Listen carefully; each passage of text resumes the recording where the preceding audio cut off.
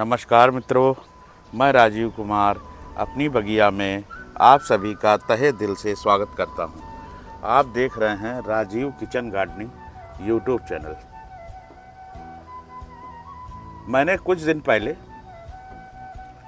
कलकत्ते की MK nursery से लगभग 11 प्लांट मंगाए थे, जिसमें 4 प्लांट ये आम के थे। और इसके बाद 1 हफ्ते इनको रखने के बाद मैंने इन चारों प्लांटों को 10 इंची मिट्टी के पॉट में ट्रांसफ़र किया। सवाल ये आता है कि कई बार मैंने पहले भी अपने नर्सरी से लाए हुए पौधों को 12 इंची और 10 इंची गमलों में ट्रांसफ़र किया। अच्छी सी मिट्टी बनाकर उसमें मैंने लगाया। पर कुछ पौधे ऐसे होते हैं जो मैं आज आपको बता दूं कि वो खाद को बर्दाश्त कर लेते हैं। जैसे नींबू का पौधा है, उसमें आप अगर थोड़ी बहुत खाद मिला देंगे, गोबर की खाद या वर्मी कंपोस्ट, तो वो पौधे चल जाएंगे। अमरूद का पौधा अगर आप लेके आएंगे और उसमें भी अगर थोड़ी बहुत खाद लगभग 10 से 20% अगर आप मिला देंगे तो वो पौधा भी चल जाएगा। पर अगर आप आम के पौधे में ऐसा करेंगे, मैं विशेष तौर आज बात करूंगा आम के पौधे के लिए कि हम लोगों के आम के पौधे अक्सर क्यों मर जाते हैं। तो उसका रीज़न ही यही है कि जब हम आम के पौधे को लेकर नर्सरी से आए और उसको बड़े गमले में, क्योंकि आम का पौधा बड़ा होता है, तो उसको बड़े ड्रम में या फिर फिश वाले कंटेनर में या 50 लीटर वाले ड्रम में ट्रांसफ़र कर देते हैं। पर वो कितनी बड़ी पन्नी पॉलीथीन के अंदर लग के आता है, उसके अंदर उसकी जड़ें, नाजुक जड़ें होती हैं। आपने उसको बड़े गमले में ट्रांसफ़र अगर कर दिया तो 3-4 महीने बाद आपका पौधा सूखना शुरू हो जाएगा, ड्राई हो जाएगा और मर जाएगा। आम के पौधे की मिट्टी, केवल मैं एक पौधे की ऐसी बात करूंगा, वो है केवल आम का पौधा। इसकी मिट्टी को आपको किस तरह से बनानी है और 100% आम का पौधा आपका चलेगा, कभी नहीं मरेगा। अब जैसे ये 10 इंची मिट्टी का पॉट है और इस 10 इंची मिट्टी के पॉट में 1 साल मैं इस पौधे को रखूंगा। अभी मैं मिट्टी पर भी बात करूंगा। इस 10 इंची मिट्टी के गमले में 1 साल रखने के बाद फिर मैं इसको 12 इंची गमले में ट्रांसफ़र करूंगा, बगैर इसका रूट बॉल छेड़े। और वो भी कब ट्रांसफ़र करूंगा? बरसात के समय पे। अगले साल इसी महीने में, जून के महीने में या जुलाई के महीने में, जब बारिश अच्छी तरह से होने लगेगी, तब मैं इन आम के पौधों को 10 इंची से निकालकर 12 इंची गमलों में ट्रांसफ़र करूंगा। वो भी मिट्टी के गमले होंगे। आप कहेंगे इतना लंबा समय आप इनको ऐसे धीरे धीरे ट्रांसफ़र करेंगे? हाँ, अगर आप ऐसा नहीं करेंगे तो आप बड़े गमले में लगाकर रिजल्ट देख लीजिए। अगर आपका आम का पौधा थोड़े दिन बाद ड्राई ना हो जाए, सूख ना जाए और सूख के मर ना जाए तो बताइएगा। और इस प्रक्रिया से अगर आप लगाएंगे तो आपका आम का पौधा कभी भी नहीं मरेगा। मैं अभी आपको ले चलता हूँ इसकी मिट्टी के लिए कि इस पौधे को कैसी मिट्टी में लगाना है। 100% लोग गलती करते हैं आम के पौधे पर। मैं केवल आम के पौधे की बात करूंगा। और यहाँ पर देखिए, यहाँ पर भी मैंने बारीवन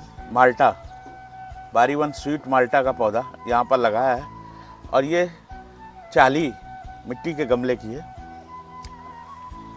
अब मैंने दिखाने के लिए ये 2 गमले आपको छोड़ रखे थे। यहाँ पर आते हैं, ये देखिए, ये 2 गमले, ये भी 10 इंची मिट्टी के गमले हैं।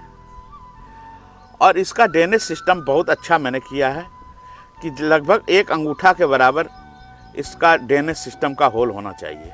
और उसके ऊपर आप एक कोई मिट्टी का टुकड़ा रख दें, पकी हुई गमले की मिट्टी का टुकड़ा। अब इसके अंदर, मिट्टी के अंदर क्या है, इस मिट्टी के अंदर केवल 50% तो मैंने इसमें नॉर्मल मिट्टी ली है और उसको इतना महीन कूट पीट के तैयार किया और नई मिट्टी ली, क्योंकि मेरी पुरानी मिट्टी में सब में गोबर की खाद, वर्मी कंपोस्ट, नीम की खली, सरसों की खली, मार्बल पाउडर, आयरन डस्ट, सब कुछ मिक्स था। इसलिए मैंने बिल्कुल नई गार्डन की मिट्टी ली 50%, और उसमें 20% मैंने धान की भूसी मिलाई है। आपको धान की भूसी इसमें दिख रही होगी, ये देखिए, इसके अंदर मैंने 20% के लगभग धान की भूसी आपको दिख रही होगी, मैंने मिलाई है। 20% धान की भूसी मिलाने के बाद मैंने इसमें 20% ही नदी की जो रेत होती है, बालू होती है, उस बालू को मिलाया है।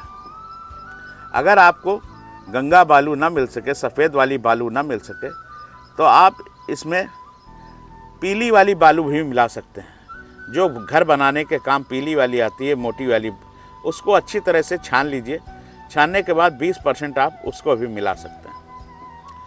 20% आपने बालू मिला दी, 20% आपने धान की भूसी मिला दी, 50% आपने मिट्टी मिला दी। 10% में आपको केवल मार्बल पाउडर या फिर चॉक पाउडर, ये आपको मिलाना है। इतना मिलाकर आप अगर इसमें 30% भी बालू मिट्टी कर देंगे तब भी कोई फर्क नहीं पड़ेगा। इतना मिलाने के बाद इस गमले में पानी डाल दीजिए, मिट्टी को बनाकर, और इसमें पानी भर दीजिए। देखिए, इसमें किसी भी तरह से नीम की खली, सरसों की खली और वर्मी कंपोस्ट या गोबर की सड़ी हुई खाद। आम के पौधे में आपको अगर मिट्टी बनानी है तो 1 साल तक किसी भी तरह की कोई भी खाद का प्रयोग मिट्टी में नहीं करना, और इसके बाद आप पौधा लगा दीजिए। 1 साल बाद जब पौधे के रूट इस 10 इंची गमले में पूरी तरह से फैल जाएगी, तब इसके बाद आप इसमें दोबारा जब 12 इंची में चेंज करेंगे, तब आप वर्मी कंपोस्ट केवल इसके अंदर 10% मिलाकर, जो नई मिट्टी तैयार करेंगे उसके अंदर 10% केवल वर्मी कंपोस्ट मिलाकर आप फिर मिट्टी बनाकर आप ट्रांसफ़र कर सकते हैं। इसके पहले इसमें किसी भी तरह का अगर आप लिक्विड खाद दे रहे हैं तो उसमें ध्यान रहे आपको कि उसके अंदर, उस लिक्विड खाद के अंदर किसी भी तरह का नीम की खली का अर्क नहीं होना चाहिए, सरसों की खली का अर्क नहीं होना चाहिए, और वर्मी कंपोस्ट का अर्क नहीं होना चाहिए। 1 साल तक इसको किसी तरह की कोई खाद का लिक्विड मिट्टी के अंदर नहीं देना है। अगर आपको स्प्रे ही करना है तो केवल सीवीड फर्टिलाइज़र का 15 दिन में 1 बार आम के पौधे के ऊपर आप स्प्रे कर सकते हैं। फिर आप देखिएगा कि आपके भी आम के पौधे कभी नहीं मरेंगे और इतने सुंदर तरीके से चलेगा पौधा, और इतना अच्छा पौधा चलेगा। फिर आप कहेंगे कि राजीव जी आपने ऐसा तरीका आम के पौधे का बताया, और ये सीक्रेट आपको कोई नहीं बताएगा। यहाँ तो अनुभव कर कर के ही सीखा है। इतने पौधे मरे हैं पहले मेरे भी, इसके बाद उसी अनुभव को करने के बाद जो मैंने सीखा है वही मैंने आप लोगों को बीच में शेयर किया। आप लोगों के बीच में वही सब चीज़ें, वही बातें मैं शेयर करता हूँ। और देखिए, यहाँ पर इसमें किसी भी तरह इस मिट्टी के अंदर वर्मी कंपोस्ट नहीं है, नीम की खली नहीं है, सरसों की खली नहीं है, केवल मिट्टी,